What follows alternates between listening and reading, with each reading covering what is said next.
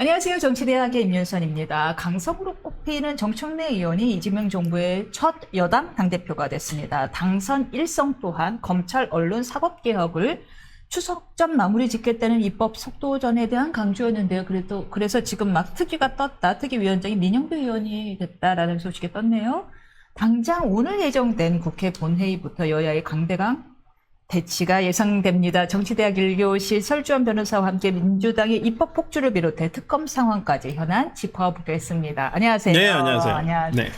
뭐 큰 반전이 없었어요? 네, 뭐 예상대로 뭐 거의 초반 기세가 그냥 뭐 누그러지지 않고 중간에 그 수혜 상황 때문에 뭐 이어지지 못한 부분은 있었습니다만 뭐 결과적으로는 예상대로 뭐 한 6.5대 3.5 정도의 6대 뭐 잘 해봐야 뭐 6대 4 정도로 볼 수 있는 구도로 아마 정청래 대표가 당선됐습니다. 근데 어떻게 보세요? 워낙에 강성 일변도다 보니까 뭐 민주당 내에서의 압도적인 지지를 받았다 하지만 그 외의 사람들, 국힘을 얘기하는 게 아니라 일반 국민들이 볼 때 좀 우려도 있는 것 같아요. 근데 이제 그 정청래 대표를 나타내는 여러 가지 표현이 있을 수도 있고 여러 가지 뭐 성격을 규정짓는 여러 가지 면이 있을 수 있는데 카메라 있을 때와 카메라 없을 때가 굉장히 다르다고 하거든요.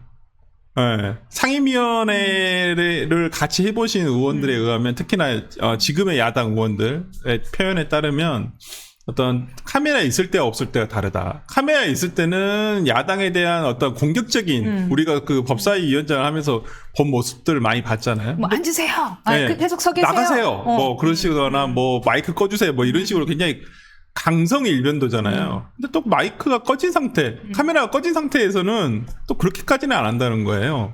그러니까 약간 좀 양원 전략을 좋게 말하면 유연하게 잘한다. 지지층들이 봤을 때는 지지층이 보기에 좋은 모습. 그 다음에 또 뒤로는 또 정치적으로 풀어야 될 모습 이런 걸 한다는 건데 앞으로도 계속 그런 모습을 유지할 수 있을지는 잘 모르겠어요. 근데 문제는 결국은 방향성은 그 강성도로 가잖아요. 뒤에 가서 마음은 어를 만져질지언정. 네. 그 그 점이죠, 점이 정치를 그 점. 한다면 계속 카메라 앞에 설 수밖에 없는 이 점이 거고. 문제가 되는 게 어차피 이번에 강성 지지층의 어떤 그 지지를 받아가지고 당대표가 됐단 말이에요. 네. 근데 거기에 따르지 않겠다라고 하면 바로 그 지지율은 꺼질 수 있습니다. 특히나 정청래 대표 같은 경우에는 1년만 할 거 아니에요. 지금 보궐 대표이기 때문에 내년에 한 번 더 도전을 하고 싶을 거란 말이죠. 그 대표가 더 힘이 있죠. 그냥 국회의원 공천권이 달려있기 때문에. 그러네요. 네, 그렇기 때문에 본인은 아마 3년을 예정을 하고 지금 아마 이번에 도전을 했을 거라 생각이 듭니다. 박찬대 의원도 마찬가지였을 거고요. 저는 그렇다고 한다면 내년에 지방선거의 성과가 좋다고 한다면 그 성과를 바탕으로 해서 내년에 다시 대표에 도전을 할 텐데 그때도 지금의 어떤 강성 지지층의 어떤 그 지지를 계속 이어가려고 한다면 계속 일변도의 강성 지지층이 요구한 대로 가야 돼요. 강성 지지층의 요구 이거 뭐예요? 민주당이 지금 강성 지지층이 요구하는 것은 정치적 상대방을 말살해라라는 거잖아요. 말살. 네, 무시해라. 그리고 뭐 사법제도 뭐 이런 거 다 무시하고 그냥 민주당에 있는 대로만 해라. 민주당이 하고 싶은 거 다 대로 해라라는 거잖아요. 그렇다고 한다면 근데 문제는 어디 지점에서 발생을 하냐면 이러한 강경 일변도의 정책이 대통령실과의 속도가 맞을 것이냐. 이재명 대통령의 어떤 대통령실에서의 스텝이 맞아야지 그것도 가능한 부분이거든요. 네, 스텝이 안 맞을 것 같아요. 안 맞을 수도 있죠. 왜냐면 지금 네. 보십시오. 지금 되자마자 한 얘기가 먼저 저는 두 가지였어요. 하나는 강선우 의원을 자기가 연락을 해가지고 지켜주겠다라고 한 부분과 두 번째는 사법개혁 TF 여러 가지 세 개의 TF를 만들어서 추석 전까지 끝내겠다라고 한 거예요. 이재명 대통령도 야당 대표인 시절에는 속도감 있게 하겠다 그랬었어요. 하지만 이게 국정이라는 게 순서가 있습니다. 지금의 가장 우선순위는 뭐예요? 대미 관계예요. 8월 말까지는. 지금 관세 협상은 어느 정도 총론적인 부분은 끝났다고 보고 아마 그 정상회담을 통해서 구체적인 내용이 더 나올 거라고 생각을 합니다만은 그렇다고 한다면 8월 말까지는 강론의 문제군요. 그럼요. 어떻게 되든 간에 대통령실에서는 이 강론, 대미 관계를 최대한 잘 해야 한다고 생각을 할 거예요. 거기에 집중을 포커싱을 두고 있는데 오히려 당에서는 지금 우리 뭐 사법개혁 할 거야. 검찰개혁 할 거야. 계속 이런 식으로 간다는 거거든요. 아하.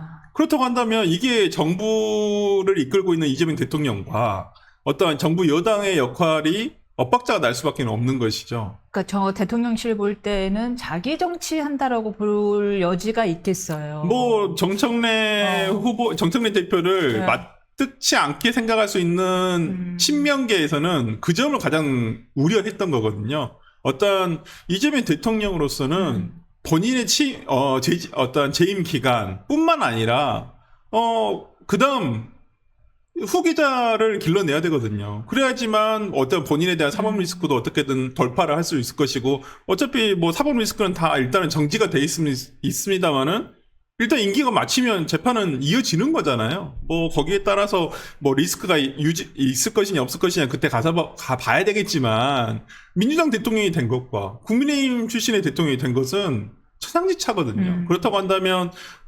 차기를 생각했었을 때는 정청래 대표가 만약에 차기 대통령 후보군에 올라갔었을 때, 그것도 유력한 후보군에 올라가게 된다면 이재명 대통령으로서 상당히 부담스러울 수밖에 없다. 그리고 정청래 대표는 기본적으로 친명계라고 볼 수는 없어요. 이분은 어떤 주류에 편승하는 스타일이지 어떤 한 계파에 속해가지고 가는 스타일이 아니거든요. 과거에 이분은 본인이 친노라고 돼 있고요. 예, 친주파거든요. 네, 그러니까 주류파. 친전동영, 그 다음에 친문, 그 다음에 친명, 계속 어떤 주류에 편승해가지고 계속 그 와. 주류를 따라갔던 것 뿐이에요. 그건 이제는 압도적이다. 본인이 친청계를 만들고 싶겠죠.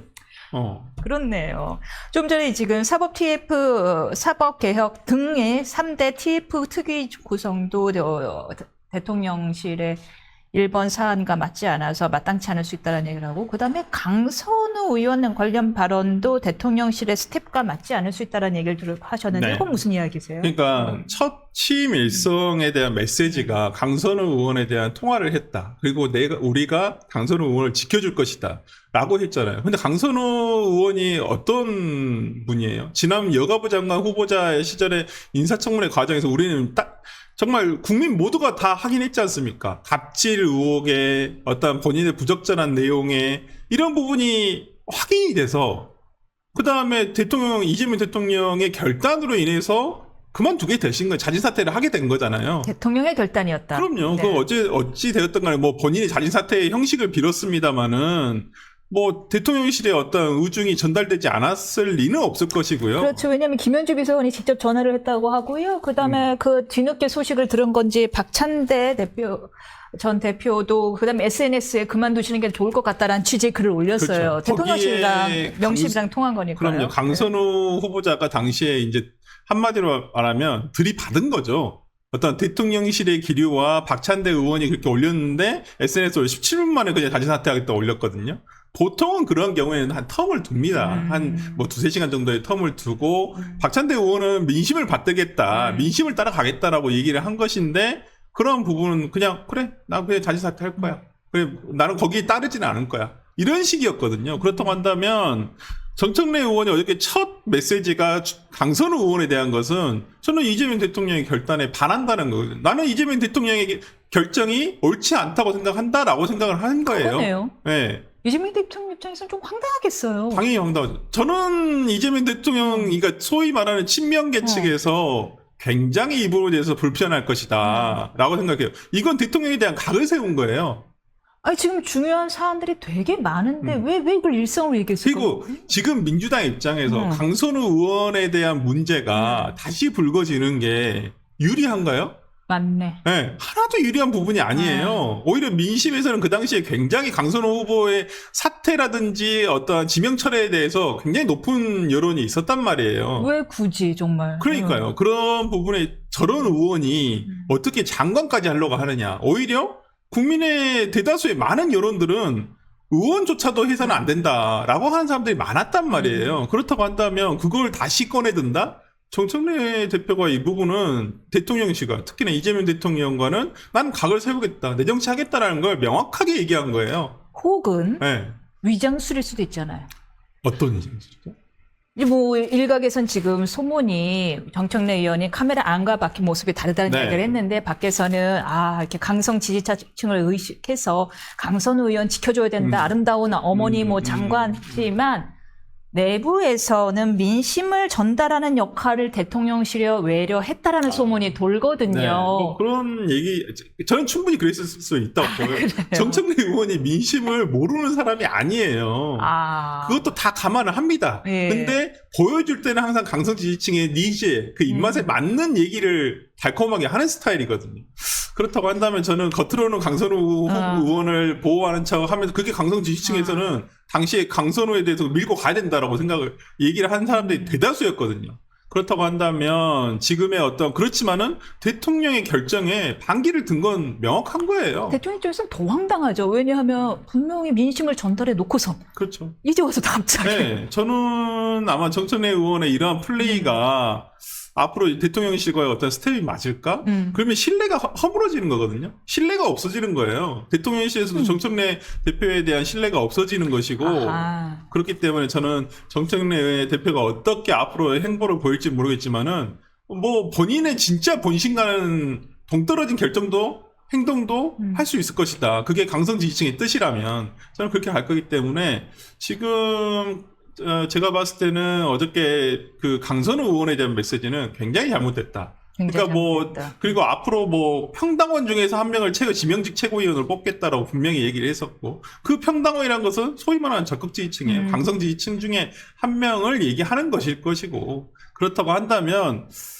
정말 이 양당, 민주당과 국민의힘 양당의 지금 전당대 전체적인 분위기는 강성 지지층을 중심으로 한 구식력이 계속 발생을 하고 있다는 것인데, 이게 민주당은 어찌됐든 간에 지금 대선에서 승리를 한 팀이란 말이에요. 그렇기 때문에 이 부분에도 그냥 지켜보자고 하고 있는 것이 중도층의 마음일 것이고, 지금 국민의힘은 전혀 강성 지지층으로 가는 게 옳지 않다라고 생각하는 게 중도층에서의 마음일 것이다 라는 생각이 들어서, 결국 이게 제가 봤을 때는 길지 않습니다. 그러니까 정청래 대표가 얘기한 대로 추석 전까지 만약 이 3대 개혁 못 해내면 그때가 어떻게 할 것이에요.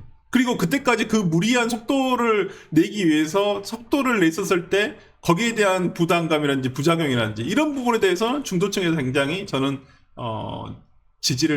민주당에 대한 지지를 많이 돌릴 것이다 라고 생각이 들기 때문에, 저는 뭐 정청래 대표의 어떤 이런 앞으로의 행보, 1차적으로는 추석 때까지 어떤 이러한 행보를 한번 지켜볼 필요가 있지 않냐 봅니다. 대통령실과의 엇박자 사법개혁, 왜냐하면은 대통령실에서는 이거 좀 천천히 가야 된다는 이야기도 했었으니까요. 그리고 강선우 의원에 대한 이야기 하나 더 있는 것 같아요. 국민의힘 뭐 손도 잡지 않겠다, 협치 대상도 아니다라는 이야기를 했는데, 정작 대통령실은 대통령 당선되자마자 야당이죠. 야당 대표격이었던 비대위원장이랑 만났거든요. 근데 나는 만나지도 않겠다. 네. 그러니까 이전부터가 엇박자라는 거예요, 계속. 그러니까 이재명 대통령은 형식적으로나마 제가 봤을 때는 거의 그냥 허울을 갖춰놓는 거예요. 그냥 앉혀놓고 그냥 나는 통합한다. 나는 통합을 하는 제스처를 충분히 보여줬잖아요. 곧 그만둘 비대위원장이지만. 아니 왜냐면 뭐 그 전에 윤석열 전 대통령은 아예 야당 대표를 만나지를 않았었으니까 그 점에 대해서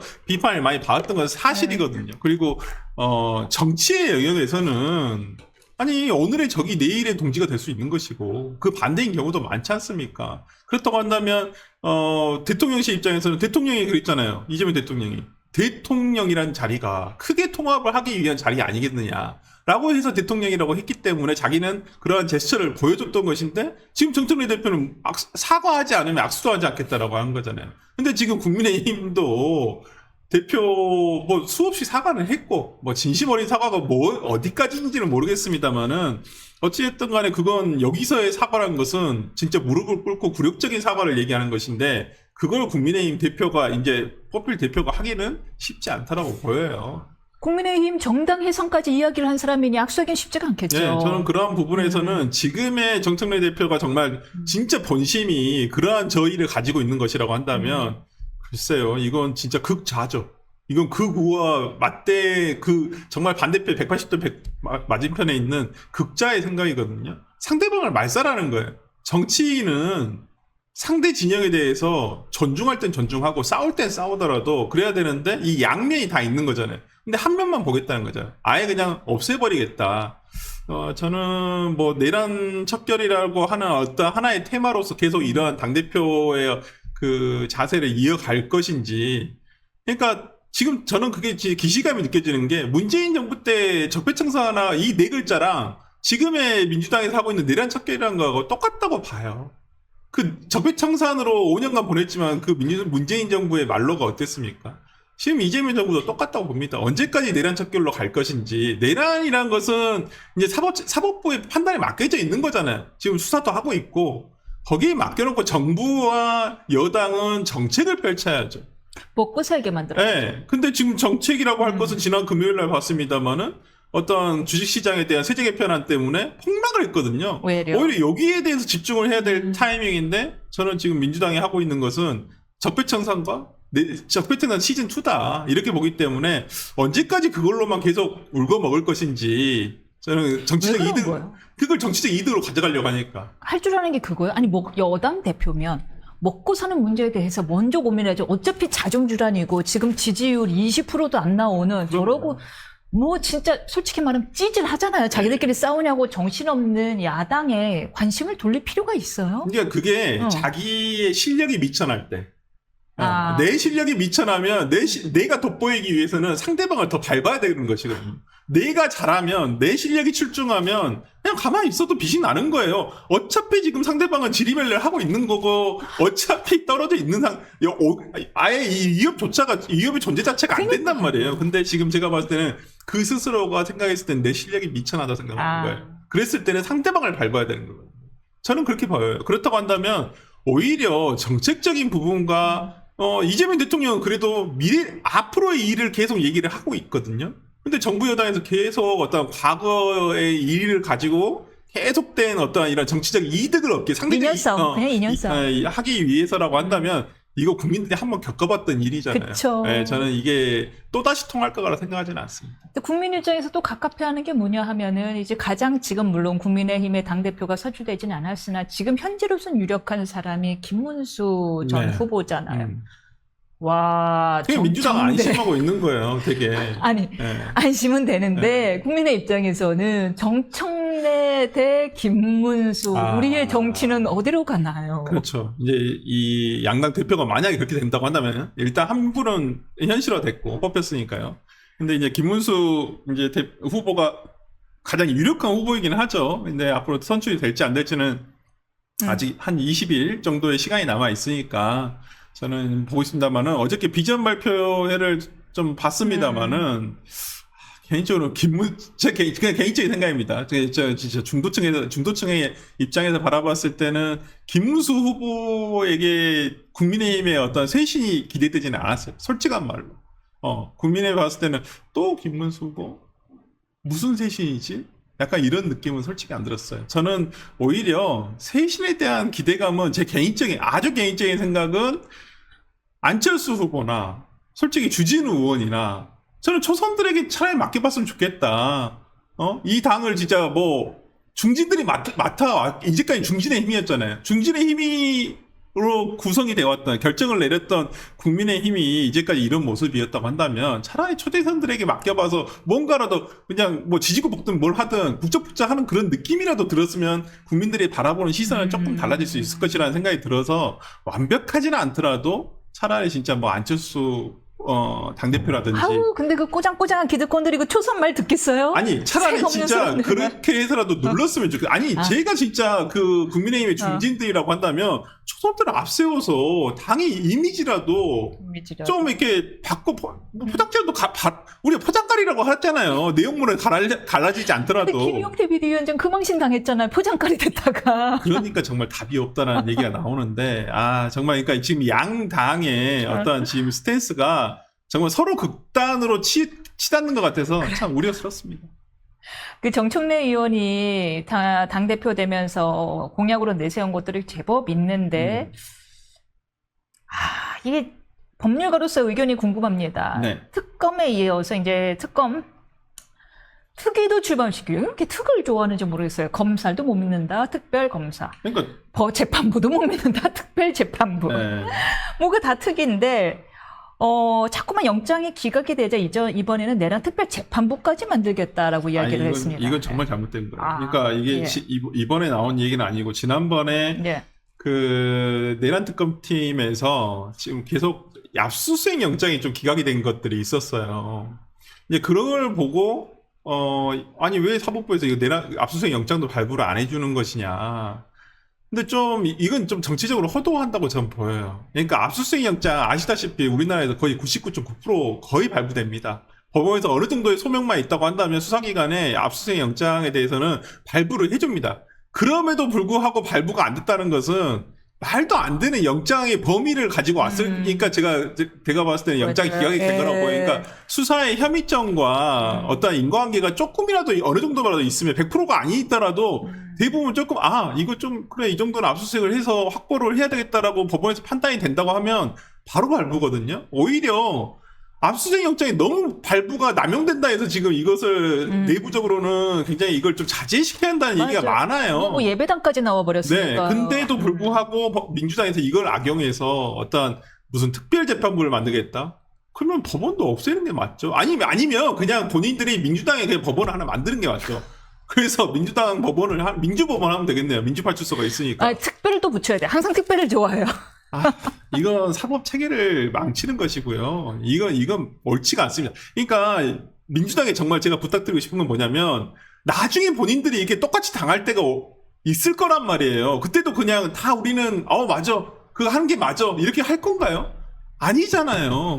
왜 이렇게 기존 시스템에 대한 불신이 많을까요? 아니, 혁신의 대상으로. 본인들 뜻대로 되지 않았을 때 그걸 그렇게 얘기하는 거잖아요.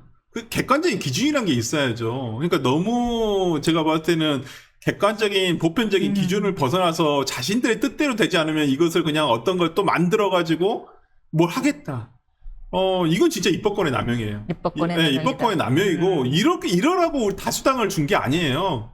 이렇게 하라고 준 게 아닌데 오히려 자신들의 이익을 위해서 정치적 이익을 위해서 이렇게 한다는 것은 글쎄요. 이게 계속 3년 뒤에도 이게 통할까요? 모르겠습니다만은 국민의힘이 이제 어떻게 하느냐에 좀 달려 있고 어떤 정치권의 어떤 세력이 어떻게 재편되느냐에 따라 달라지겠지만은 글쎄요. 이래 가지고는 저는 민주당의 폭정이 그렇게 앞으로 3년간 더 유지될 것 같다고 생각하지는 않습니다. 좋은 얘기네. 네. 내란 척결에만 집중하라고 정권 준 거 아니거든요. 그럼요. 네. 통합하고 우리 먹고 살기 편하게 해다오. 이걸 할 거지. 계속 내란 척결 가지고 자기네들 장사하려면 우리가 왜 뽑습니까? 맞습니다. 내란법 얘기 나온 김에 윤 전 대통령의 그 체포영장 집행 거부에 대한 뉴스가 계속 사그러들지를 않네요. 외신에서도 다루고요. 근데 이제 이거 중요한 거는 많은 분들이 잠깐 혼돈할 수가 있으니까 하도 특검이 여러 개니까요. 내란 특검 체포영장에 대한 집행을 거부한 것은 아니고 그건 한 번 갔다 왔지요. 그건 그리고 기소됐고요. 김건희 특검에 대한 체포영장에 대한 거부입니다. 네. 그런데 이제 자꾸만 이제 뉴스의 중심이 속옷에만 가는 것 같아서 좀 안쓰러워요. 그러니까 저는 이제 먼저 두 가지를 짚고 싶은데 하나는 윤 전 대통령 측도 저는 이걸 좀 짚어드리고 싶은 건 윤 전 대통령이 대통령으로서의 지위가 있었지 않겠습니까? 과거에 뭐 지금은 없습니다만은 그리고 그 전에는 검찰총장도 했었었고요. 본인이 또 특검의 검사도 했었던 사람이라고 한다면 저는 피의자의 방어권 충분히 보장된다고 봅니다. 진술 거부 할 수 있다고 봅니다. 하지만 이런 식으로 조사 거부를 하는 건 옳지 않다고 보여요. 저는 특검에 출석을 해서 조사에 불응을 하더라도, 그러니까 조사에 진술 거부권을 행사하더라도 출석을 한 다음에 어떤 거부를 하는 게 맞다라고 보이고요. 이렇게 계속 저항하는 것은 본인이 다 불이익을 입죠. 과거에 본인도 봤잖아요. 박근혜 전 대통령도 다 불출석하고 불응했었어요. 근데 본인에 대한 불이익을 다 받았단 말이에요. 다 본인이 받는 거예요. 본인은 이것을 정치적인 사건으로 좀 하고 싶겠지만은, 어찌됐든 간에 대한민국의 대통령이었던 사람으로서 저는 조사실에 출석을 해서 조사에 응하지 않는 것까지는 좋습니다만은, 이런 식으로 이게 굉장히 여론전이거든요. 이렇게 하는 것은 옳지는 않다 생각을 하고, 또 하나는 이런 모습을 보면 말씀 중에 죄송한데 어떤 느낌이 드냐면 약간 왜 김건희 여사의 서울의 소리랑의 인터뷰 방송에 나오지 않지만 이런 얘기가 있었죠. 우리는 원래 진보 쪽 사람들이었어 라는 얘기를 하잖아요. 그렇죠. 기존 시스템에 대한 무조건적인 거부. 진짜 약간 민주당스러운 면이 있어요. 그러니까요. 원래 본질이 그래서 그런지 모르겠습니다만은 좀 그것도 그러고 그다음에 특검팀에서도 저는 이 부분은 좀 언론에 굳이 얘기를 안 했어도 될 문제라고 생각을 합니다. 이게 지역적인 문제잖아요. 그러니까 완강한 거부를 했다, 저항을 했다. 이렇게 밝히면 될 문제이지. 그러면 뭐 안 나오려고 왜 안에서 그냥 되게 뭐 용을 썼나, 설득이 안 됐나 보다 정도로 생각을 하고 뭐 거부 하나 보다 이렇게 하는 거지. 굳이 뭐 속옷이 뭐 속옷 저항했다라고 하면 그 속옷이 뭐냐, 뭐 언제 벗었냐, 입었냐, 이걸 굳이 국민들이 알아야 되냐 이 말이에요. 근데 오늘 뭐 민주당 쪽에 계신 분들 얘기 들어보면 뭐 인권 운운한, 뭐 인권이 어딨냐. 에이, 이렇게 얘기를 하는데 그거는 정말 아니에요. 아니 그렇다 아니 그러니까 지금 민주당 패널들의 어떠한 얘기를 들어보면 그러면 국민의 정서가 우선시 된다라고 한다면 인권을 말살해도 상관없다는 거예요. 그럼 그건 마치 뭐냐면요. 10사람이 탄 보트에서 한 사람이 내려야 9사람이 살 수 있다고 한다면 그 한 명을 죽여도 된다는 얘기예요. 그러면 사람의 인권이라는 것은 대중의 어떤 그 많은 다수의 생각에 묻힐 수 있다는 거예요. 그럼요. 그건 아니라는 거예요. 저는 그건 아니고 요즘 아니 범죄 피의자이잖아요. 아직은 확정되지도 않았어요. 그런데 내란범이라고 저는 얘기하는 것도 그건 재판 받아 결과 나와봐요. 내란범일 수도 있어요. 뭐 저는 그 부분에 대해 부인하지 않겠습니다. 그건 결과가 나온 다음에 얘기할 부분이잖아요. 그 부분인데 벌써 내란범으로 규정을 지으면서 윤석열 전 대통령한테 인권이란 게 어딨냐 이런 식으로 내란 수계가 이런 식으로 얘기하면 안 된다는 거예요. 그러면 이재명 대통령도 범죄 혐의자였잖아요. 근데 혐의자였다고만 얘기를 하는 것이지 확정됐다고 뭐 얘기를 안 했잖아요. 그 부분에 대해서는 왜 이중됐다 잣대를 대냐 이 말이에요. 뭐 저도 윤석열 대통령 하나도 엉고 싶은 말 1도 없습니다만은 이런 식으로 얘기하는 건 아니다. 인권이 어딨냐라는 식으로 얘기해버리면 그러면 국민들이 그러면 유영철이나 이런 사람들 인권 없습니까? 그러면 아니 그 사람들 다 사회에서 격리시켜야 된다고 생각을 해요. 다 모든 사람 저도 마찬가지고. 하지만 법에 정해져 있는 인권이라는 거 있잖아요. 그렇기 때문에 저는 뭐 특검팀에서 계속 하겠지만 어떤 이유에 대해서 이런 식으로 언론 플레이하는 것은 옳지 않다. 자신들이 수사를 잘하면 되는 부분이고 이 수사가 불가능한 부분이 있으면 다른 증거를 채집하면 되는 것이죠.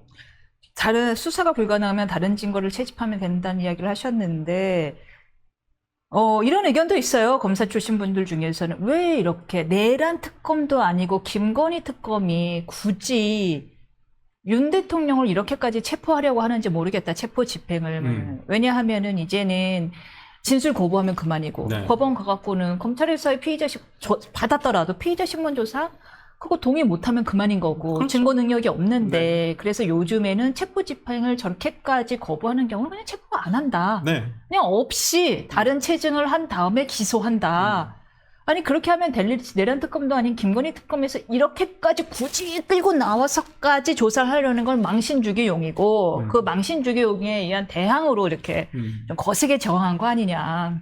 그러니까 그 의도를 아니까. 김건희 특검이 일단 범위가 너무 넓습니다. 지난번에도 말씀드렸다시피 너무 넓어요. 그러니까 네. 별 잡스러운 것까지 다 하잖아요. 너무 넓고 네. 기본적으로 제가 김건희 씨는 민간인 신분이었단 말이에요. 근데 어떤 그 공권력과 연관된 죄가 되려면 중간에 공무원이 끼어야 돼요.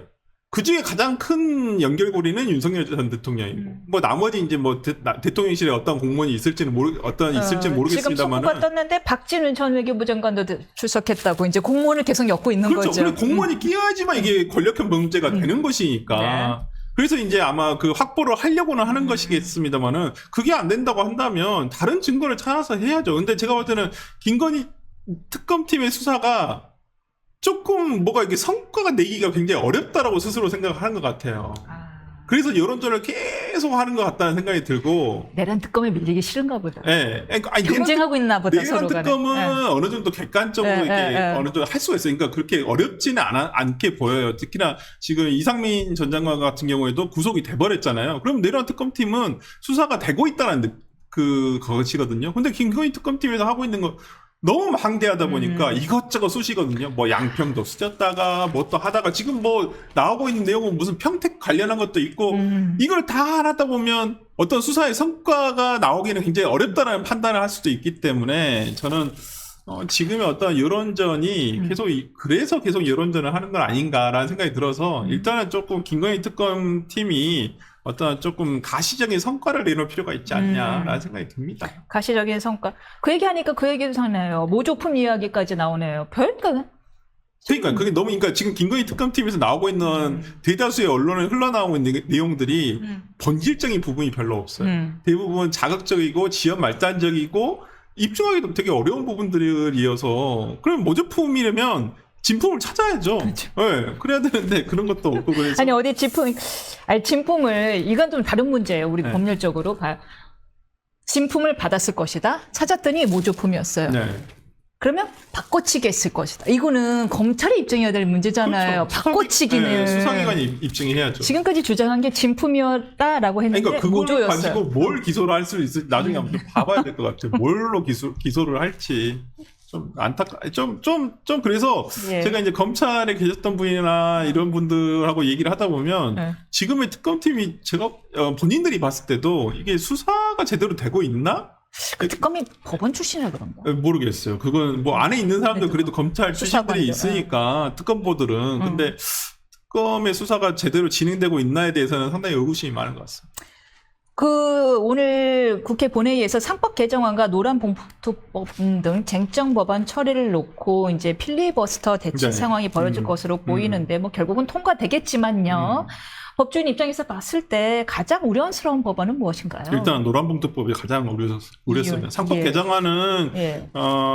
시장에 긍정적인 요소가 있었어요. 지난번에 상법 개정안 발의를 했었을 때도 상당히 주식시장은 굉장히 상승세를 그었거든요. 근데 지금 노란봉투법하고 세제 개편안하고 지금 맞물리면서 이게 그러니까 큰 파도 두 개가 같이 와버리는 꼴이 돼버린 것이거든요. 저는 노란봉투법 같은 경우에는 지금 재계에서 굉장히 완강하게 거부하고 있죠. 그다음 우려를 표하고 있는 것도 사실이고 오히려 외국계 기업 같은 경우는 철수할 수도 있다.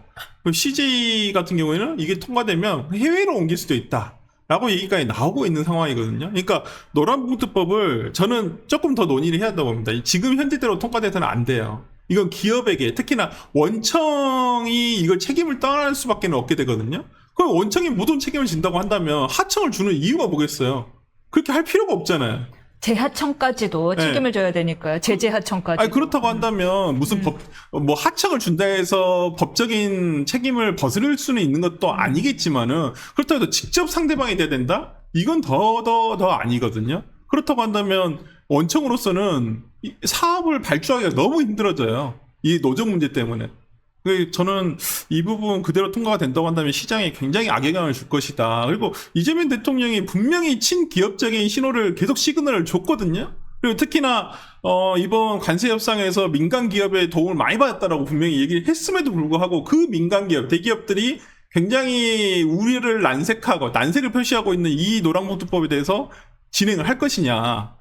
글쎄요. 저는 조금 대통령실에서 이 부분 조금 브레이크를 걸어줘야 될 필요가 있지 않나라는 생각이 좀 듭니다. 답답한 게 모든 나라들이 지금 강 글로벌 기업들을 유치하려고도 경쟁이란 말이에요. 네. 뭐 지금은 좀 망신스러워졌지만 윤석열 대통령도 내가 2로 영업사원이다라고 할 정도로 외국 기업 유치하고 싶어서 해서 네.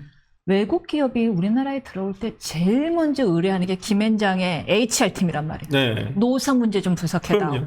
노동 문제가 되게 예민하고 우리나라가 굉장히 까다로운 걸 알고 있단 말이에요.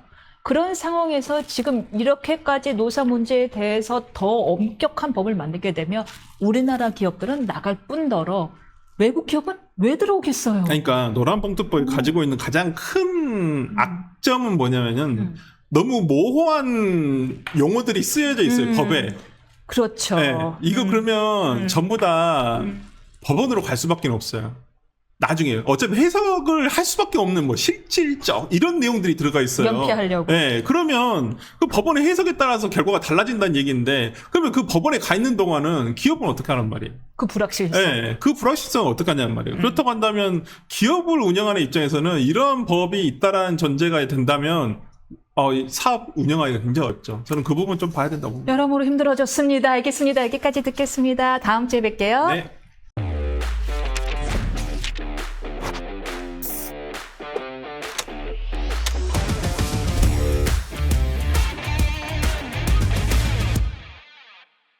이재명 정부의 첫 세법 개정안이 발표된 다음 날이었죠. 지난 1일 국내 증시가 급락했습니다. 주식 양도소득세를 부과하는 대주주 기준을 50억 원 이상에서 10억 원 이상으로 되돌린 여파가 컸다는 분석인데 주식 투자자들이 집단적으로 반발하자 여당 내부에서도 혼선이 있는 분위기입니다. 이 과세 형평성 회복이라는 명분을 내건 세제 개편안이 국내 증시 이탈을 가속화한다라는 지적이 이어지고 있는데 정치대학 이교시 노정태 위원과 함께 증세 논란을 비롯한 관세 타결 후폭풍까지 짚어보겠는데 그 전에 락 페스티벌 후폭풍까지부터 얘기해야 될 것 같아요. 예, 목소리가 일단 양해를 구해야 되는 게 정치자 여러분들한테 네. 제가 이제 목이 좀 지금 쉬어 있는 상태입니다. 예. 이제 인천 송도에서 펜타포트 락 페스티벌이라는 게 있어가지고 그거를 금토일 하는데 저는 토요일 일요일 갔다 왔고요. 근데 제가 전혀 의도하지 않았고 만나지도 않았습니다. 근데 한동훈 전 대표도 거기 어제 밤에 와가지고 왔다 갔다고 지금 뉴스 나오고 있어요. 좀 찾아보면. 그래요? 제대로 못 들었네. 무슨 페스티벌? 펜타포트 락 네. 페스티벌. 원래 락을 좋아하시는군요. 예, 좀 그런 편이죠. 문화위원이신 아니 근데 원래 한동훈 대통령은 이제 뭐 음악을 워낙 대통령 후보가 되고 싶으신 예. 제가 이래요. 죄송합니다. 한동훈 전 대표. 한동훈 전 대표가 음악을 좋아하시는 건 알고 있는데 네. 클래식 음악도 들어가고 근데 락도 뭐. 그러니까 모든 걸 다 그러니까 이게 그런 건 아닌데 자기 취향을 적극적으로 드러내는 방식의 정치를 하고 있어요. 그러니까 어쨌건 좀 신선한 방식이긴 한 게 그 이전 세대 그 나이 많은 세대는 자기가 취향이 좋다는 걸 과시를 해도 예를 들면은 김종필, JP가 막 붓글씨 잘 쓰고 막 이렇게 막 근데 잘 쓰시더라고요. 좀 명필입니다. 네. 그러니까 붓글씨 잘 쓰고 뭐 아니면은 뭐 이렇게 되게 고급 문화를 좋아한다는 걸 티를 내고 싶어하는. 근데 일반적으로는 전혀 안 그러려고 노력을 많이 했거든요. 그러니까 YS도 우리가 가지고 있는 이미지랑은 다르게 그렇죠. 근데 상당히 지식인이에요. 그러니까 일본어로 인터뷰할 때 보면은 되게 똑똑한 티가 정말 잘 나는데 국민 대중들 앞에서는 일부러 약간 좀 이렇게 쉬운 언어만 쓰고 되게 이렇게 막 좀 속된 말로 무식해 보이는 자신을 연출을 하는 측면이 있는데 지금 펜타포트까지 그날 비 왔어. 어젯밤에 비 많이 왔잖아요. 그때 이제 한창 하고 있었는데 그때 이제 우비 쓰고 사진 찍은 모습이 찍혔더라고요. 한 대표가. 그게 말하자면은 이게 자기가 문화 취향을 그러니까 자기 거니까 이제 보여줄 수 있는 거기도 하지만 어쨌건 이제 그런 식으로 젊은 세대랑 소통을 하려고 노력을 하는 모습이다. 이렇게 이해를 해볼 수가 있습니다. 아니 문화 얘기가 나와서 우리 노정태 의원이 문화에 대해서도 관심이 지대하잖아요. 네. 요즘 또 아니 캐대원 열풍 때문에 다들 사람들이 약간 이렇게 붕 떠 있어요. 한국에 대해서 굉장히 좋은 이미지를 외국인들이 갖고 있다고요. 잘 모르실 거예요. 캐대해 K-팝 데몬 헌터스라는 보셨죠? 예. 넷플릭스에서 나와가지고 근데 사실 약간 너무 들뜨면 안 되는 게 넷플릭스에선 수많은 신작이 나오고 그 중에 하나다. 첫째. 무슨 소리예요? 지금 영국에서 1위 하고 있는데 꾸준히. 근데 이제 예. 제가 이제 어제 가서 들은 게 그러니까 토요일 날 가서 들은 게 이제 브릿팝이라고 2000년대에 영국의 이제 그 90년대부터 2000년대 초까지 영국의 락밴드들이 몇 개가 갑자기 엄청 떠가지고 되게 분위기가 엄청 좋았단 말이에요. 근데 브릿팝 열풍도 어쨌건 지나가는 것처럼 K-팝도 영원할 수는 없다라는 걸 일단 우리가 마음에 담아두고 알겠습니다. 있으면 좋겠다. 알겠습니다. 본격적으로 얘기해 볼 텐데 정부가 대주주 양도소득세 기준을 현행 50억 원에서 10억 원으로 되돌리겠다고 하자 약 나흘 만에 단 나흘 만에 약 10만 명이 반대 청원에 참여하고 코스피는 급락했어요. 네. 시가총액으로 약 100조 원이 증발했는데 여기에 대해서 서로 간의 이견이 뜨거운 상황입니다. 어떻게 보시나요? 이거 제가 몇 주 전에 그 세종시 문제 가지고 얘기했었을 때 이재명 그러니까 대통령 된 직후에 이재명에게 배신당할 사람들 앞으로 수두룩하게 나올 것이다 이런 말씀 드린 적 있었죠. 그렇잖아요. 아니 아무리 겉으로 좋은 얘기를 막 하고 뭐 친시장 정책을 펴겠다는 둥 뭐 안보를 튼튼하게 하겠다는 둥 이런 말 해봤자 그게 무슨 소용입니까? 어차피 쓰고 있는 사람들이 다 그 밥의 그나물이고 그 사람들이 하는 행동들은 변하지 않는 거예요. 그러니까 대통령은 그냥 겉으로 하는 말만 그렇게 하고 있는 거고 누구를 어디에 어떻게 쓰고 있는지를 봐야 되는데 그 밥이 그럼 진성준 의원인가요? 네, 그렇죠. 아니 진성준 의원이 경제에 대해서 요만큼의 전문성이라도 있는 분이 아니잖아요. 전혀 전문성 같은 거 가지고 있지 않고 굉장히 말하자면 운동권 이념에 충실한 그런 분을 아, 정책위의장에 앉혀놨는데 이게 정책이 경제 정책이 이재명 대통령 본인이 한두 마디 하는 것 때문에 휙휙 바뀌겠습니까? 아니죠. 오히려 대통령은 멋진 얘기하고 있고 뒤에서 할 거 다 하는 이런 식으로 굴러가는 게 정상이라기보다는 이렇게 굴러가는 게 일반적이죠. 그런데 이제 진성준 의장을 비롯해서 그쪽 지금 정책을 옹호하는 사람들 이러는 그거예요. 아니 소득 있는 곳에 세금 있는 건 당연하고 그리고 10억 원 이상만 하더라도 낼 수 있는 사람 몇 없다. 왜 이렇게 일반 개미들이 분노하느냐. 그거는 그냥 애초에 조금만 계산을 해가지고 이 세율을 어떻게 했을 때 과세 기준을 어떻게 했을 때 실제로 세금이 얼마가 들어온다라는 건 계산이 가능한 부분이거든요. 그 계산해 보면은 양도소득세 기준이 50억 원인 게 훨씬 더 심지어 세수 면에서도 더 긍정적이고. 아 그래요? 예. 왜냐하면 그러니까 대주주 기준이 그러니까 아주 높아질 필요는 없지만 대주주 기준이 높은 게 오히려 이제 뭐 배당이라든가 기타 등등을 하기에 유리한 여건이 되면서 지금 배당 관련해서도 세금 문제가 막 불거지고 있잖아요. 분리과세도 사실 예. 시끄러워요. 배당을 하게 유도를 하면서 세금을 걷어야 되는데 그런 식으로 과세가 되어 있으면은 배당 자체를 안 해버리고 그냥 돈을 법인 안에 가둬놓고 있는 채로 오너만 법카로 긁고 다니게 된단 말이에요. 근데 이번에 코스피 5천 간다고 하면서 얘기했던 게 배당을 활성화시키겠다 뭐 이런 식으로 얘기를 했잖아요. 그러면은 배당을 할 유인 동기를 제공을 하면서 배당을 활성화시켜야 된다고 하는데 그게 아니라 배당 안 하면 과세 때리겠다 뭐 이런 식으로 얘기를 하고 있는 거죠. 그러니까 이분들이 기본적으로 마인드가 유인 동기에 의해 작동하는 합리적 경제인 그 개념이 없는 거예요. 그러니까 자본주의 경제라는 게 그러니까 민주주의 국가의 자본주의 경제라는 게 너도 나도 합리적 경제인이다. 그러니까 우리 서로에게 이익이 되는 인센티브 구조를 설계하자. 이거잖아요. 근데 그게 아니라 이분들은 어떻게 하면 페널티를 매겨가지고 이 사람들이 원치 않는 돈을 내게 만들 것인가. 이 발상으로 세상을 살고 있습니다. 아, 유인 동기가 아니라 예, 페널티로. 벌로. 예, 벌로. 그러니까 인간의 욕망을 죄악시하니까. 욕망뿐만이 아니라 사실 나 빼고 다 나쁜 놈 세계관인 거예요. 거의 이쯤 되면은. 그러니까 아니 그래놓고 지금 또 이제 우리 정책위의장님의 신규 부동산 투자 얘기가 이제 나오고 있잖아요. 집산 위치가 근데 하필이면 또 앞에 거기 개발 호재가 있고. 아들한테는 부동산. 예, 그렇죠. 그러니까 내가 할 때는 전혀 죄가 아닌 거죠. 그러니까 이게 너는 그러면은 부동산은 나쁘고 뭐 집은 그러니까 주식은 좋은 거냐라고 묻는다면 부동산을 본인이 사고 있죠.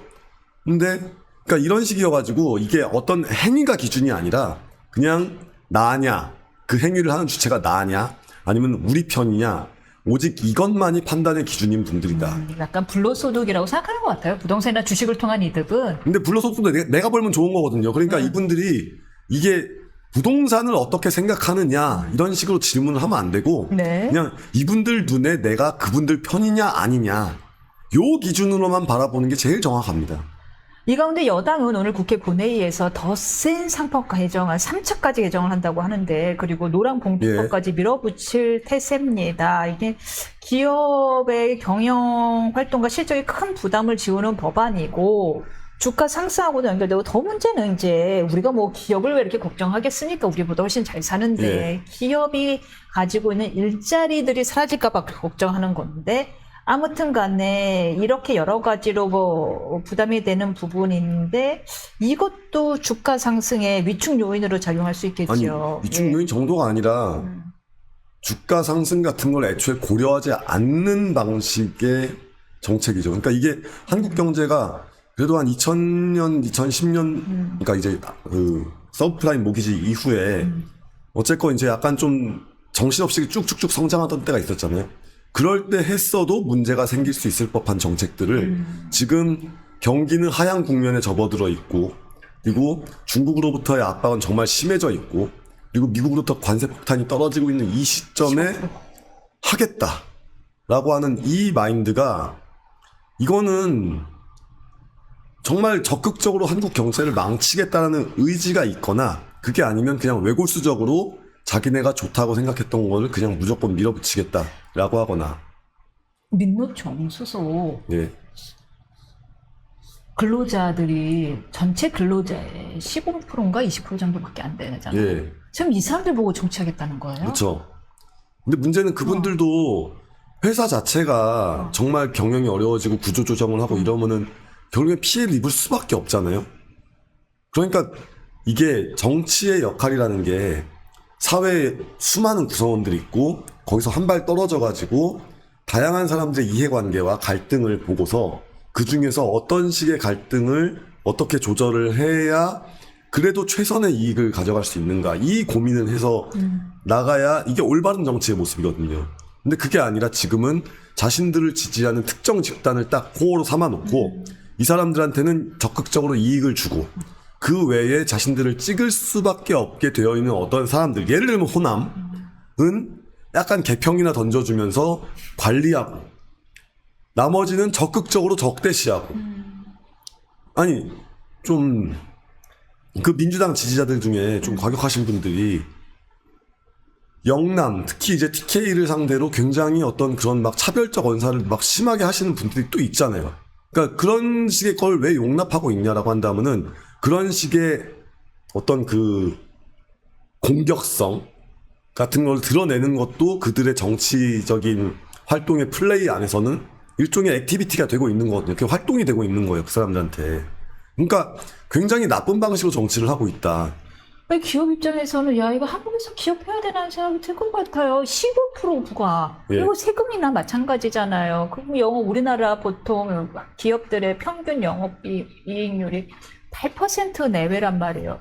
8% 이익 벌려고 일을 하는데 상호관세 15% 맞아. 그러니까 게다가 상호 관세라고 하지만 우리는 미국의 관세를 매기지 않았잖아요. 그러니까 말이 좋아 상호 관세지 그냥 일반 관세인데 문제는 우리가 일본이나 EU 같이 그 자체 시장 규모가 크지가 않고 대미 수출에 의존을 굉장히 많이 하고 있기 그쵸. 때문에 그게 문제인 거거든요. 그러니까 우리나라 상품이 미국에 팔릴 때 가격 경쟁력이 떨어지고 그러면은 한국에 들어오는 외화가 줄어들고 한국에서 돌아다닐 수 있는 돈의 총량이 줄어들면서 경제 활력이 더 빨리 떨어지게 되는 약간 빈혈에 빠지게 되는 이런 상태가 되는 건데 여기에 대한 우려는 전혀 없이 협상을 앞두고 25만 원씩 일단 돈이나 풀고 그러니까 이게 사실 이재명이 우리를 배신했다고 말하기도 그런 게 이재명은 하겠다고 한 거냐 다 하고 있거든요.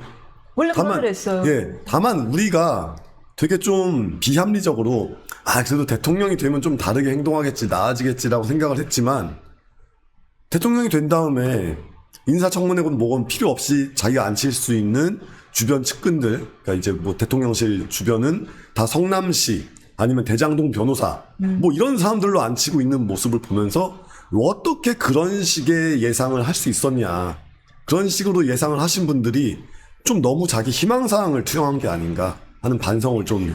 근데 대통령실은 외려 약간 그래도 친기업적 모습을 보이려고 하고 있지 않나요? 근데 그게 기업인들도 방금 만나고. 말씀하신 민노총 얘기랑 마찬가지인 게 지금 결국에는 경제 전체의 활력이 떨어지고 이게 15%의 노동자들이 일하고 있는 민노총 가입자가 많은 대기업이 아니라 거기서 돈을 벌어와야 되지만 결국에는 나머지 88%, 12%, 88%가 만나면 88%의 국민들이 어떻게 열심히 돈 벌고 생활하고 살 수 있는가라는 문제가 되는 거고 거기서 지금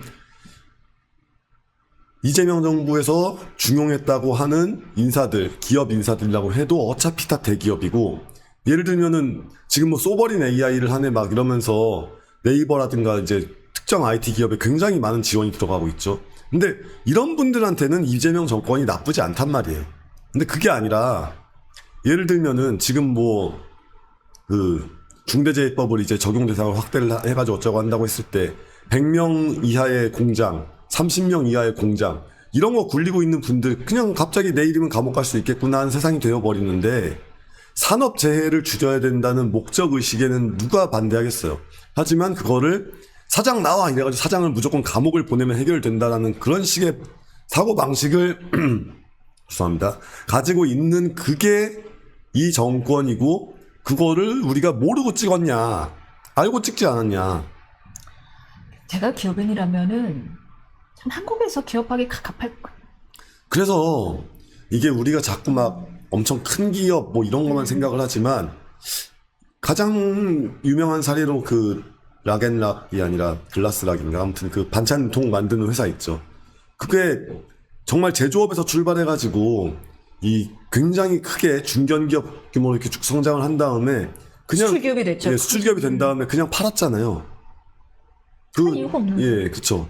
그거를 계속 해가지고 뭘 발전을 시켜서 하느니 어차피 이제 생산 환경도 점점 어려워지고 이게 어려운 게 우리나라는 지금 이제 성장 동력이 떨어진 상태여서 기업들이 안 그래도 힘든데 그러면 외국 기업이라도 들어와줘야 되는데 우리나라가 지금 외국 기업한테 너무 매력 없는 시장이 돼버린 거죠. 그런 지금 상태에서 어떻게 5천을 가요? 이유는 지금 자기네들 기업 빼겠다고 이러고 있잖아요. 여기서 더 이상 못한다고. 근데 그게 말이 되는 게 법을 되게 엉터리로 만들어놨기 때문에 예를 들면은 뭐 EU에 뭐 벨기에 브뤼셀에 본사가 있는 뭐 이렇게 뭐 A라는 기업이 있다고 쳤을 때 한국에 있는 노동자가 산재를 근거로 A씨를 고발할 수도 있는 그런 법을 만들면은 누가 해요, 누가. 그럼 코스피 5천 어떻게 가냐고요. 예, 그렇죠. 코스피 5천이면 500 가겠죠, 이런 식이면. 500 갈 것이다. 아니면은 네. 그런 식으로 코스피 5천이 가면은 짜장면 한 그릇에 100만 원. 뭐 이런 세상이면 코스피 5천 갈 수 있죠. 그릇에 100만 원. 예. 와, 관세협정 얘기 나온 김에 이 관세협정 이제 지난 목요일 오전에 새벽에 전격적으로 타결이 됐는데 노의원님은 어떻게 보십니까? 전반적으로 총평에 대해서요. 근데 이거를 잘한 협상이라고 말하는 것 자체가 저도 계속 얘기를 하지만 지금까지는 민주당 열혈 지지층은 그렇다 치고 중도층도 약간은 자기 기만을 하고 있다. 아니, 예. 사람 얼굴 갈아 껴놓고 생각을 해봐라. 이거 윤석열 대통령이 했으면은 당신들 뭐라고 했겠냐. 뭐라고 했을까요? 난리가 났겠죠. 지금 데모하고 뭐 농산물을 다 내줬고 뭘 다 내줬고 관세 15% 말이 안 되고 한미 FTA 원래 0%였는데 0% 관세가 15%가 됐는데 이명박이 했던 한미 FTA만도 못하네 막 이러면서 난리를 쳤겠죠. 근데 지금 마치 뭘 되게 잘한 것처럼 얘기를 하고 있는데 일단 기본적으로 관세 협상 자체를 꾸물거린 것부터가 문제고 EU가 15%, 일본이 15%니까 우리도 일단 15%를 맞는 걸로 정해진 상태에서 출발을 하는데 뭐 거기에 대해서는 오늘 어떤 라디오에서 어떤 분이 이런 이야기를 하셨어요. 아니다. 플러스 15%이기 때문에 우리는 총 결국 15%, EU나 미국, 일본은 17.5%가 되는 거다라는 이야기 했는데 저는 아닌 것 같아요. 아니, 뭔 이상한 얘기. 예, 그렇다면 우리가 처음에 우리 협상단이 12.5를 주장했을 리가 없잖아요. 예. 우리는 12.5야 된다라고 주장한 거는 결국은 예, 총량이 15% 같아지기 때문인 거잖아요. 그렇죠.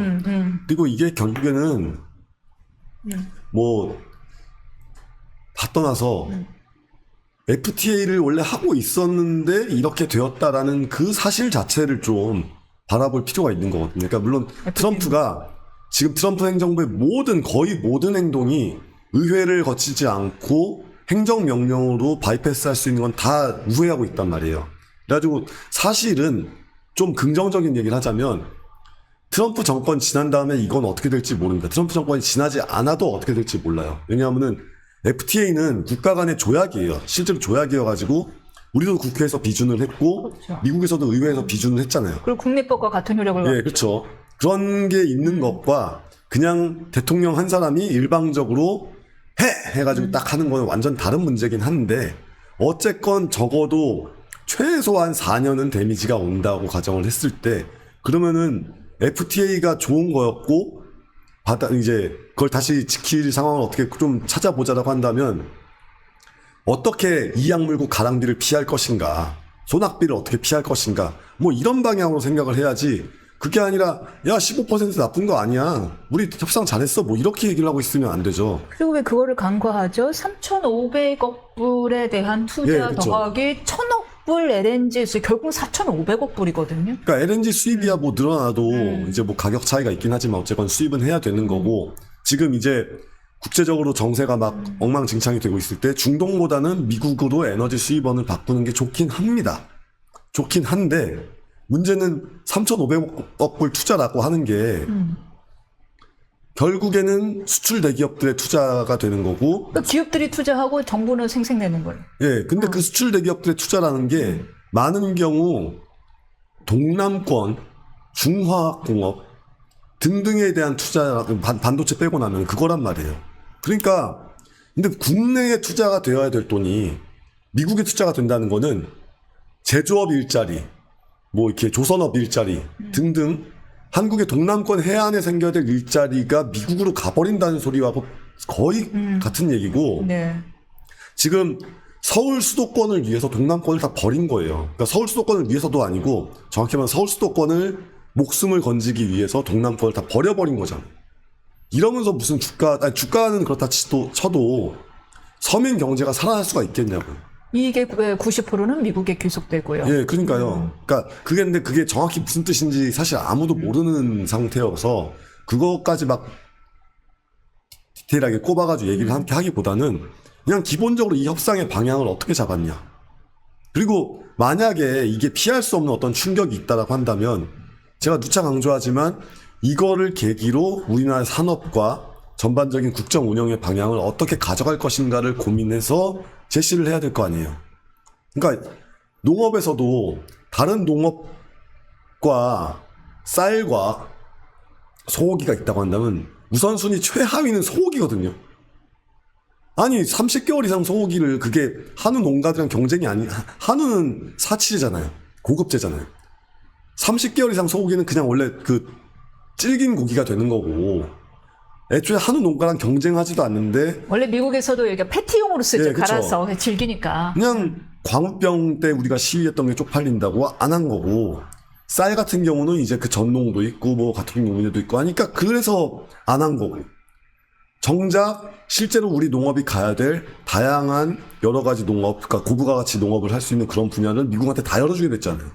근데 그러면은 농업의 과거를 위해서 농업의 미래를 팔아먹은 거고 대한민국이 경제적으로 어떤 방향으로 나가야 될지 제가 뭐 단정 지을 수는 없지만 어쨌건 뭔가 이렇게 첨단 제조업이라든가 아니면은 뭐 조선업이라든가 다양한 방향의 어떤 뭘 만드는 산업을 우리가 좀 더 잘 해야 되겠다는 그런 목적의식이 있다고 한다면 지금 뭘 만드는 사업을 팔아먹고 대신에 뭘 남겼다고 해야 될까요? 아무튼 약간 사고가 아까는 그 주식하고 진성준 정책위 위장의 주식이나 부동산에 대한 그 반발, 그 이득에 대한 반발하고도 이어지는데 1차 산업으로 이루어지는 소득만이 진정한 예. 좋은 남의 노동이고 좋은 소득이고 그 나머지 고부가가치 산업에 대한 얻은 수익은 불로소득이라고 좀 생각하는 게 좋은 것 그러니까 같아요. 세계관이 산업공상입니다.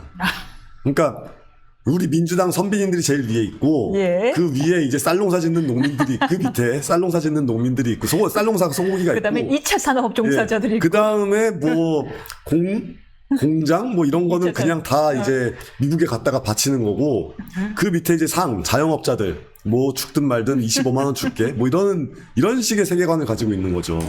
그래도 이제 대통령이 좀 너무 늦게 대응한 거 아니란 이야기는 했으나 사실 이 치아가 흔들릴 정도로 고심이 많았으나 차마 말을 할 수가 없었다라는 이야기는 하셨어요. 아 근데 왜 치아가 흔들렸을까요? 아무 말 안 하고 있으니까 치아가 흔들리는 거죠. 그러니까 거짓말이라고 제가 안정지긴 뭐하지만 네. 할 말 없으니까 가만히 있었다가 지금 협상 결과 나온 거 보고 국민 여론 본 다음에 여론이 괜찮은 것 같으니까 숟가락을 얹었다. 이렇게 해석하는 게 우리가 이해하고 있는 이재명이라는 캐릭터와 좀 더 부합하는 설명 아닐까요? 알겠습니다. 여기까지 듣겠습니다. 네. 가서 목소리 좀 계란 노른자 좀 드시고 그러셔야 될 것 같아요. 들어가세요. 예, 감사합니다.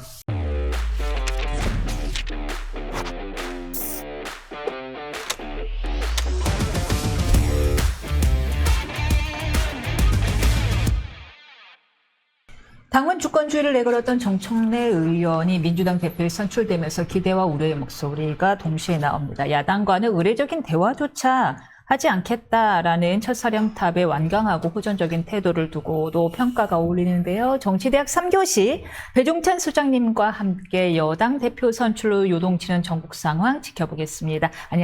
안녕하십니까? 괜찮으신 거죠? 짚어보겠습니다. 안 하고서 괜찮으신 것 같아요. 안녕하겠습니까가 나왔어요. 그러니까요. 네. 안녕하시렵니까? 뭐 이렇게 한때 또 유행했었잖아요.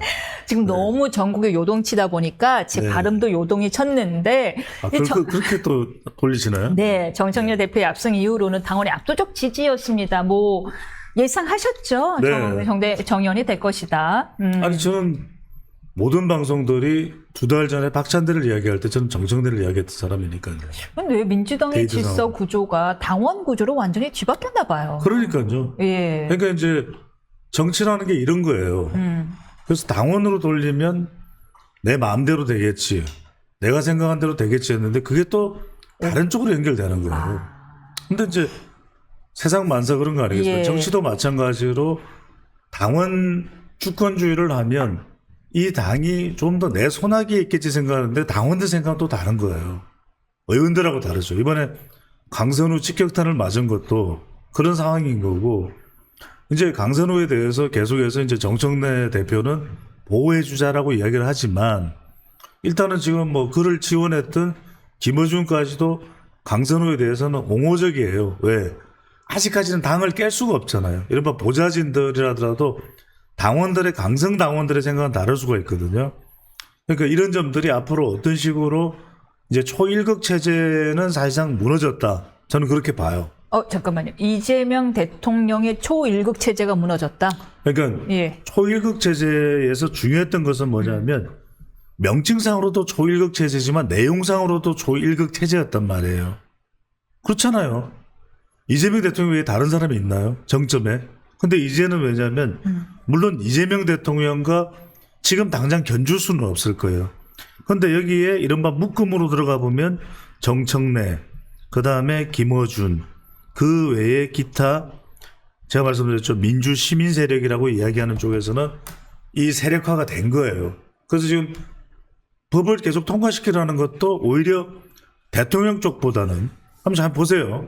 지금 방송법이나 노란봉투법이나 양곡관리법이나 이런 거를 대통령 주변에 있는 사람들이 통과시켜 막 압박을 가하는 게 아니라 오히려 주변부에 있는, 하지만 지금은 이제 정청래 당대표가 됐어요. 이들이 더 적극적이에요. 사실 대통령실에서는 약간 천천히 가자라는 입장이 더 많았어요. 예. 오히려 대통령이 지금 주도해서 방송법 이야기하나요?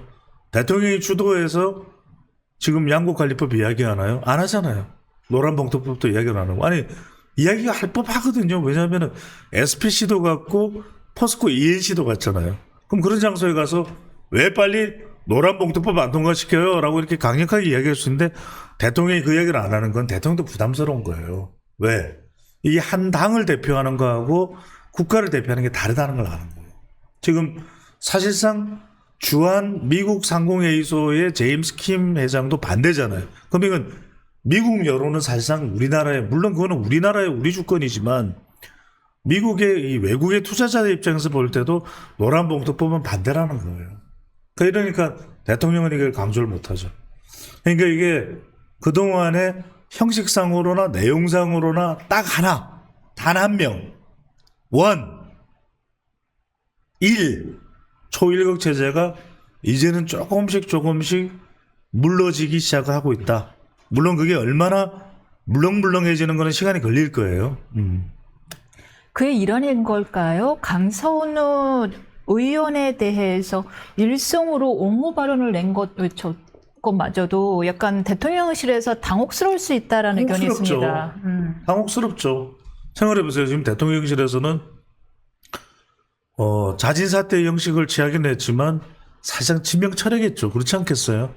그런데 그걸 옹호하고 나섰단 말이에요. 그리고 최동석에 대해서는 일절 이야기를 안 하잖아요. 근데 오히려 또 최동석에 대해서 조금 부정적으로 이야기를 했던 사람은 누구예요? 정청래예요. 그런 걸 본다면 심지어는 박범계도 최동석에 대해서는 부정적인 발언을 했잖아요. 그죠? 그러니까 이런 걸 본다면 뭔가 심상치가 않아요. 예전 같으면 그런 이야기 나올 수가 없겠죠. 또 이제 어느 정도 또 발언이 나왔다가 가라앉긴 하지만 분명히 이게 시작점에 워낙 이제 국민의힘이 무기력하다 보니까 이게 좀 더 두드러지게 드러나지 않아서 그럴 뿐인 것이지. 그러면 대표적인 것, 단체인 것도 한번 보자고요. 자, 정청래 대표가 됐어요. 정청래 대표는 뭐라 그럽니까? 뭐 굳이 여야 소통 필요합니까? 내란당인데. 근데 지금 가만히 보면, 여러분들 가만히 보세요. 가만히 있으니까 가만히인 줄 아나 보는데, 물론 이재명 대통령이 한 이야기지만, 이재명 대통령은 내란 이야기 별로 안 해요. 그렇잖아요.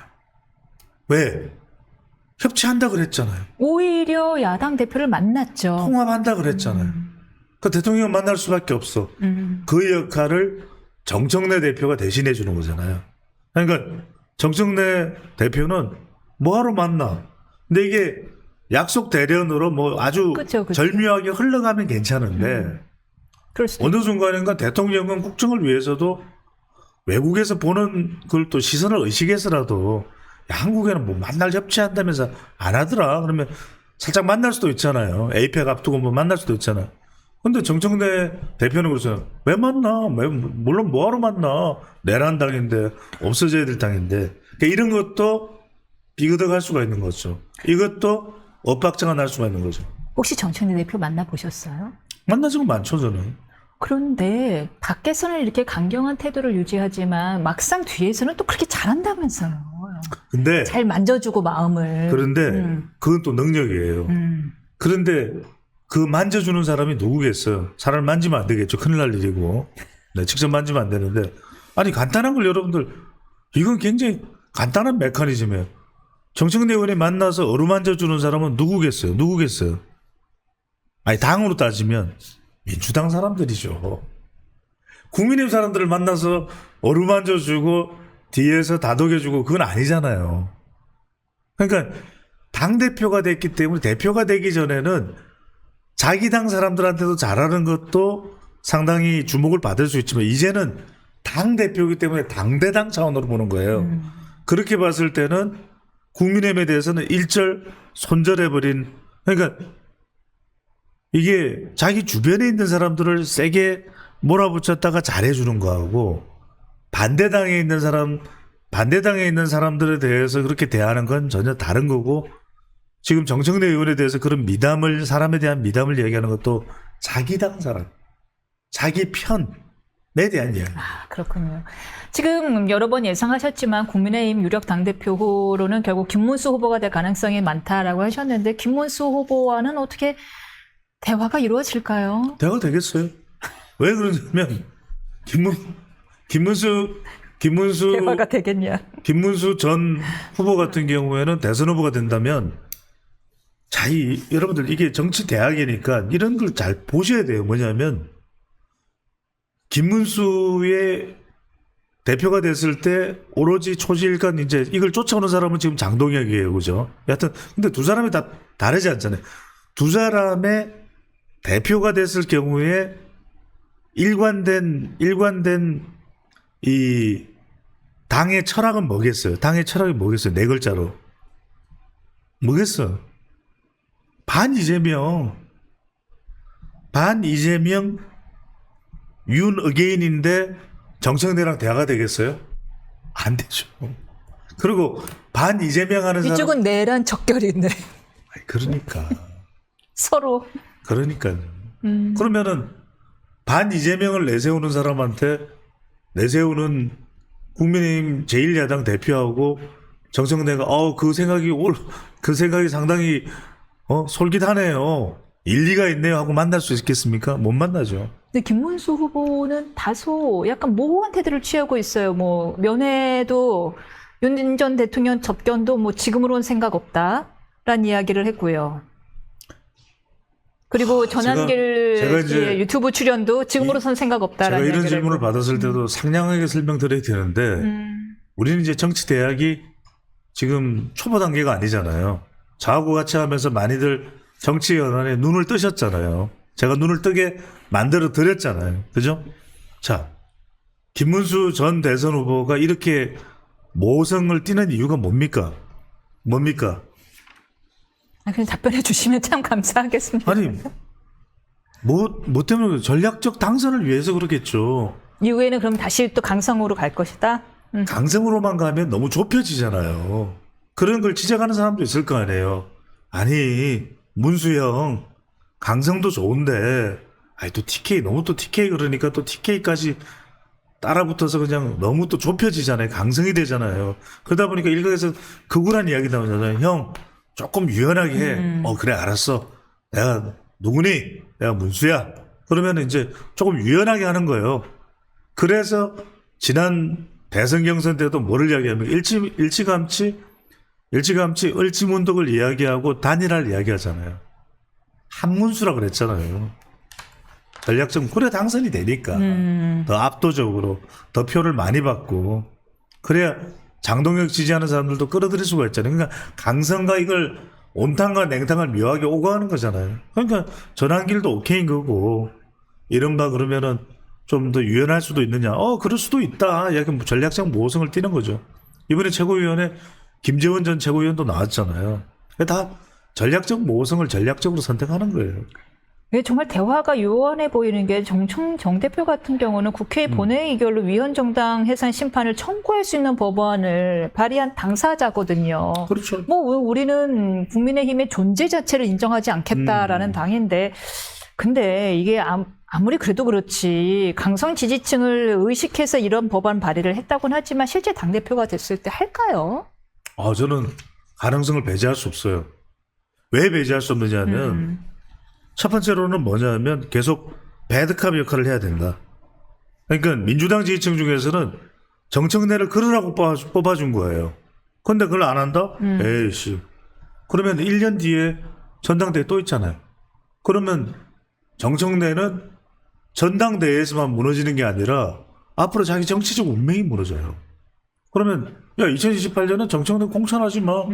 뭐 좋다고 생각가지고 무슨 뭐 당대표 그때 무슨 정청래를 밀어주세요 이야기한 거야? 우린 그런 정청래인 줄 몰랐어. 속았어. 그렇게 얘기할 거 아니에요. 두 번째는 뭐냐. 정청래를 이렇게 당대표로 만들어준 대표적인 사람이 누구예요? 김어준. 가만히 놔두겠어요? 그러면 이렇게 할 것 같으면 우리가 정청래 비겁하다 이렇게 이야기할 거 아니에요. 그러면 버틸 수 있어요? 사실 이름만 문짝만 당대표로 걸어놓지 아무 역할도 못해요. 김어준이 등을 돌리면. 그러면 이것도 안 되죠. 그러니까 정청래는 지금으로서 꽉 끼어가지고 가야 되는 상황인 거예요. 그러다가 세 번째는 뭐냐면 지금 대통령은 배드캅 역할을 안 한다고 그랬잖아요.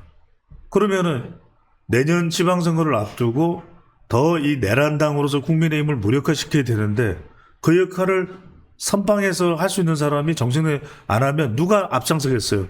박찬대가 나온다. 그 순간 사람들은 사실상 당대표는 박찬대야. 이래버리는 순간 자기의 이 정치적인 아우라가 완전히 정청래 무너져 버립니다. 그걸 정청래가 바랄까? 절대로 바라지 않을 거예요. 그리고 지금 정청래 대표 주변에는 점점 더 강성이 모여들 수밖에 없는 구조다. 이렇게 보시면 되죠. 안타깝네요. 정치인이라면 저희가 생각하는 이상적인 정치는 자신의 정치적 목적보다도 그래도 좀 더 큰 걸 봐줘야 되는 거 아닌가요? 국가의 발전과 안녕과 안전? 타임머신 타고 한 500년 뒤에 태어나세요. 네. 지구가 있을까요? 없으면 어쩔 수 없죠. 그렇군요. 네. 공간에서 신비한 공간에 있겠네. 이건 이민선이. 있을 수가 없는. 그렇죠. 알겠습니다. 안티스텔라네. 안티스텔라. 관세 협상 타결 이야기를 해보겠습니다. 이번 관세 협상 타결에 대해서는 어떻게 보십니까? 저는 이렇게 이야기를 하고 싶어요. 그러니까 뭐 우리는 참 칭찬의 인쇄가잖아요. 근데 저는 애썼다. 애썼다. 오. 그러니까 예. 뭐 아예 처음부터 반대할 생각을 가지고 나오면 무조건 뭘 해도 반대겠죠. 다 그렇게 반대로 또 분석하는 유튜브도 많더라고요. 근데 저는 그런 사람이 아니잖아요. 대한민국이 다 인정하잖아요. 이 사람은 그냥 지 꼴리는 대로 얘기하는 사람이니까. 예, 맞습니다. 저는 뭐냐면 항상 이 제가 생각하는 기준에 있어서 이야기를 애썼다. 그리고 또 15%라는 것을 일단은 관철했잖아요. 어쨌거나 간에 그게 뭐 얼마를 퍼줬든 어쨌든 간에 그걸 했다라는 것을 이제 먼저 말씀드리고, 다만 이제 저는 시작이라고 봐요. 이게 끝이 아니다. 시작이다. 무슨 말씀을 드리냐면 지금 어느 것 하나 분명해진 게 있나요? 이렇게 한 건 잘했어요. 그런데 분명해진 게 뭐냐면 그 2천억 달러 펀드, 그 다음에 조선업 1,500억 달러. 그러니까 분명해진 게 있냐고요, 지금. 없어요. 2천억 달러 어떻게 될지.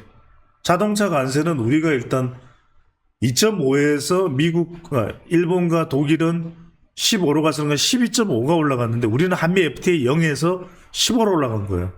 현대차 주가 많이 내렸잖아요. 주가 많이 뚝 내렸잖아요. 떨어졌더라고. 그리고 또 이런 동상이몽, 뚱딴지 같은 거는 어떻게 할 거예요? 아까도 말씀드렸잖아요. 미국 상공회의소의 제임스 킴이 노란봉투법 하면은 우리는 빠진다. 기업 빠져나갈 거야 하는데 지금 노란봉투법에 직격탄을 맞을 때가 어디예요? 조선업이죠. 조선업이나 자동차잖아요. 건설업이죠. 네. 그런데 지금 어떻게 할 거냐는 거죠. 그러니까 이런 거 미국에서는 이럴 거예요. 야, 노조 사인이나 받아와. 노조들이 저렇게 하는데 노란봉투법도 하나 해결 못하면서 무슨 뭐 협상하고 어쩌고. 미스터 리, 제명 리 프레지던트 이거 해결 가능해요? 파스블? No? 김용호 노동부 장관이 가야겠네요.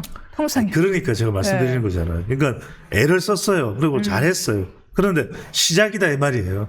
그러니까 이런 부분들을 어떻게 해결할 거예요? 그 다음에 에너지 여러분들 1,500억 달러일 수도 있다는 미 상무부의 보고가 나왔잖아요. 그러면 210조예요. 에너지 210조를 수입해. 그러면 중동에서 들어오던 거 미국으로 다 돌려야 되는데 그러면 아직 다 아직 다 개발도 못 했는데. 아니 그러니까 그럼 네. 빈살만이 가만히 있겠어요. 빈살만이 뭐라 그러겠어요. 우타타 구타타 하겠지 할 거 아니에요. 그건 뭐예요? 그거 행복하다는 그 라이온킹에 나오는 거잖아. 하타타 구타타요? 뭐야 이거? 가서 그냥 동간 김도 만나고 다 만나가지고 중동에 뭐 네옴시티 한다 그랬더니 다 미국으로 다 돌려버리고 우린 기름 빨아주지도 않겠다 그러고 말이야. 우리 원전 팔 때는 언제고 뭐 아랍에미리트. 제가 드리는 건 이런 걸 말씀드리는 거예요. 이런 디테일들. 그림을 그릴 줄 알아야 된다. 또 하나 더 말씀드리면 소고기 해서 다행이다라고 이야기를 하잖아요. 끝났어요? 그럼 영영 소고기 이야기 안 한대요, 미국이? 고기 트럼프가 아니죠. 트럼프는 고기 볼 때마다 한국 생각할 거잖아요. 군인 볼 때마다 방위비 생각할 거잖아요. 끝난 게 아니라니까. 아하. 소고기 또 이야기하겠죠. 그치. 설사 한미 정상회담에서는 이야기 안 하겠지만 느닷없이 에이펙에 소고기 이야기 안 됐는데 안 돼. 에이펙 우리 어떻게 가겠냐. 트럼프를 너무 잘하셔요, 진짜. 이런 거 방위비 가만히 있겠어요? 가만히 아니, 있겠어요? 정상회담에서 갑자기 얘기할 거는 아니 그러니까 끝난 게 아니라니까. 끝날 때까지는 끝난 게 아니에요. 트럼프는 뭐라고 얘기를 하면 일론 머스크하고도 그렇게 싸웠잖아요. 그러면서 최근에 여러분들 트럼프 반응 이거 제발 공부를 좀 해야 돼요. 저는 정치대학에서 공부를 제가 제일 많이 하는 것 같아. 근데 일론 머스크에 대해서는 뭐라고 이야기를 해요? 트럼프 대통령이 사람들이 나보고 막 일론 머스크 싸운 줄 아는데 나 일론 머스크 좋아한다. 보조금 다 줄 거다. 미국 기업은 잘 돼야 되지 않냐. Make America Great Again 이야기하는 사람이에요. 그러니까 저는 끝날 때까지 끝난 게 아닙니다. 지금 위험 요소가 이런 뉴스도 공식적으로 나와서 말씀을 드립니다. 트럼프 대통령이 치매설이 본격적으로 나오기 시작해요. 그 이야기도 나오죠.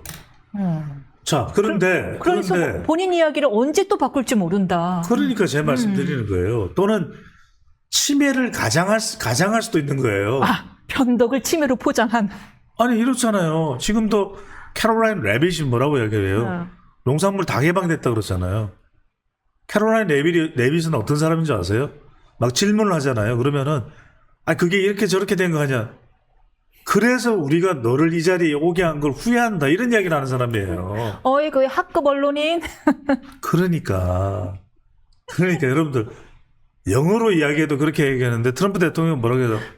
What the hell? I never heard that. 난 들어본 적이 없다.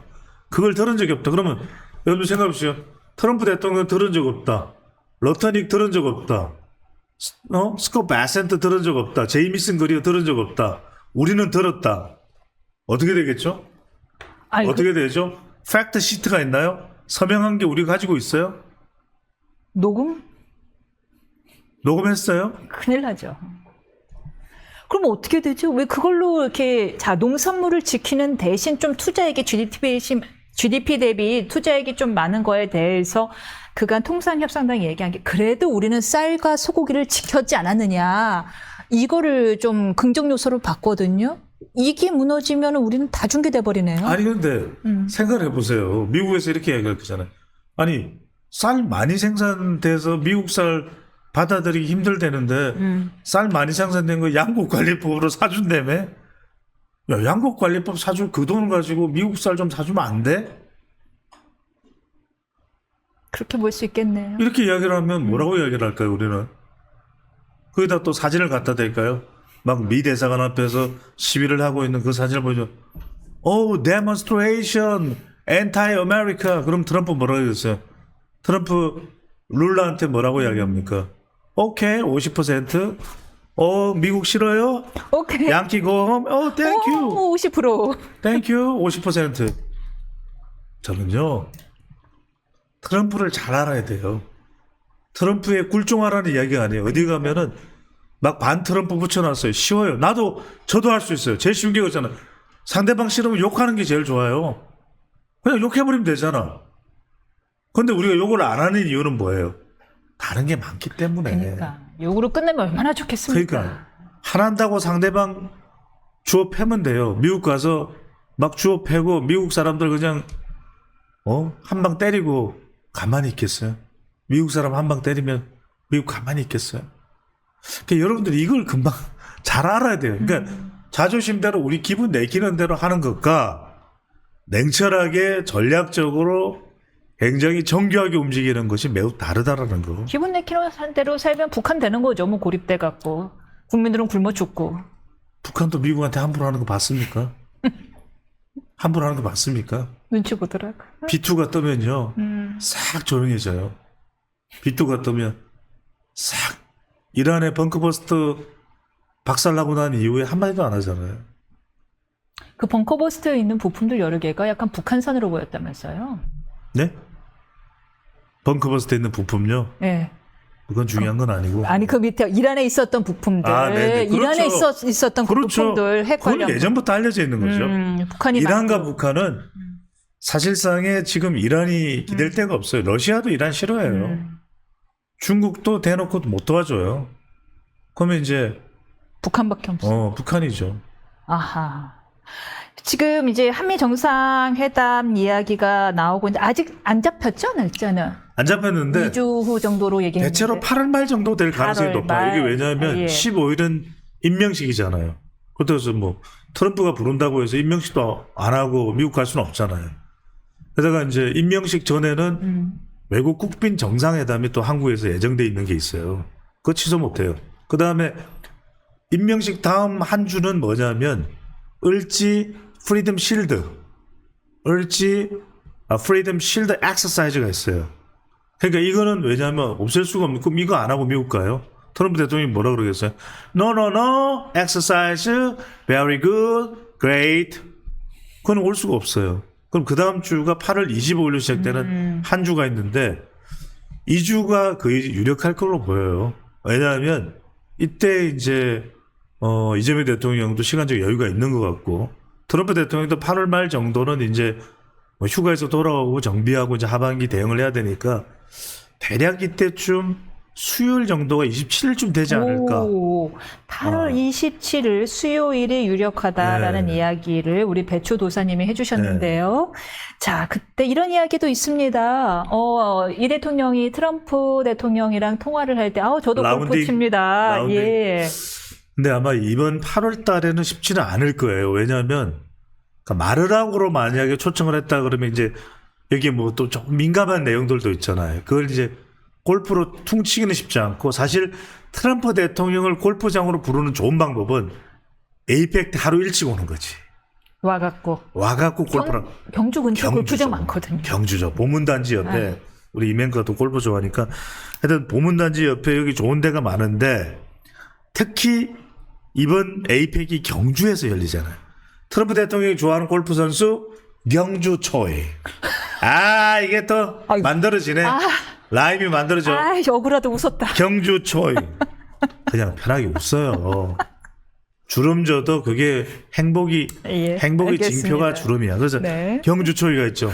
또 트럼프 대통령이 좋아하는 누굽니까? 박. 세리? 아니. 그레이스 파크? 아니.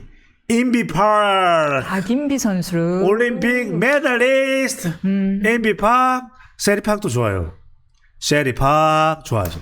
그러니까 요렇게 해서 라운딩을 같이 하면 되죠. 그러니까 이제 경주 초이 넣고 약간 또 이렇게 좀 익살이 있고 이런 이 좋은 사람, 늑살이 좋은 사람은 인비팍보다는 세리팍이니까 트럼프, 경주 초이, 그 다음에 이재명 대통령, 그 다음에 세리팍 이렇게 해서 네 명하고 근데 그렇게 치면 그다음 라운드는 바꿔가지고 36홀이에요. 바꿔가지고 에이 트럼프 대통령은 공 아무데나 놓고 치잖아요. 그러니까 이제 인비팍, 그 다음에 이제 다른 우리 뭐 고진영이나 많이 있으니까 여기에 잘하면 리디아 코까지. 호주지만 또 한국계잖아요. 리디아 코까지. 리디아 코가 현대 며느리잖아요. 현대카드. 그러니까 현대 며느리라니까. 그렇긴 한데 간단하게 분석을 해요. 사실은 그쪽에 리디아 고의 사위라는 표현이 더 맞죠. 알겠습니다. 리디아 고가 훨씬 그 남편보다 제가 줬어요. 유명하죠. 재력도 훨씬 크고. 이민선 성 배추도 사패. 하여튼 그렇게 해가지고 이렇게 해서 하면은 또 현대까지 부각되잖아. 트럼프 대통령이 또 현대 좋아하잖아요. Isn't John? Oh, you Lydia Ko family? 이러면서 또 한 2개 좀 그런 정도 프로들이랑 치면 근데 알까기를 못하잖아. 멀리간을 주겠지 뭐. 뭐 아무데나 공 놓고 치는 사람이니까. 원래 유명하더라고요. 네. 공이 어디 없네. 그러면 그린에 다 올라가 있대요. 그럼요. 홀 안에 들어가 있어요. 네. 못 참고 그래. 추가로 질문 하나를 더 볼까 하는데, 저희가 오늘 이야기를 다 한 것 같아요, 이미요. 알았어요. 알겠습니다. 그럼 여기까지 듣겠습니다. 8월 27일 수요일 한번 눈여겨보겠습니다. 그럼 저희는 다음 주에 뵙겠습니다.